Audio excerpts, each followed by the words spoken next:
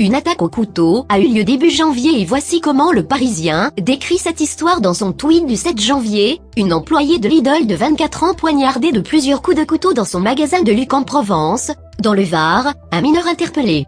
Une employée, un mineur, pas plus d'informations que ça.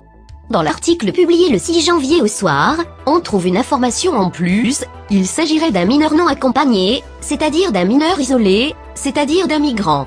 F de souche, lui, avait déjà précisé dans son tweet du 6 janvier qu'il s'agissait d'un mineur en situation irrégulière. L'information venait du journal Var Matin, mais apparemment les personnes qui gèrent le compte Twitter du Parisien n'avaient pas envie de le préciser. Dans la journée du 7 janvier, on apprend qu'il s'agit d'un migrant venu de Guinée, une information publiée par Le Figaro et reprise par F de souche, qui a donc publié un tweet plus complet sur ce sujet. Le Parisien a bien mis son article à jour pendant la journée du 7 janvier, mais n'a pas modifié le titre de son article, et n'a pas publié de nouveaux tweets sur cette attaque. Or tout le monde sait que la majorité des gens se contentent de lire les tweets et les titres des articles.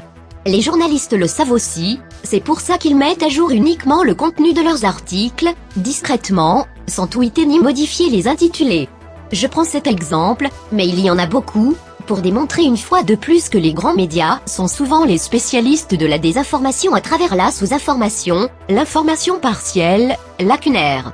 On utilise une formulation la plus vague et la plus minimaliste possible sur les gros titres pour ne surtout pas risquer d'énerver l'opinion publique, pour cacher le fait que dans les attaques au couteau, il n'y a bien souvent que les armes et les victimes qui sont blanches. On dit qu'un mineur a poignardé une employée pour ne pas dire qu'un immigré africain a poignardé une Française de souche.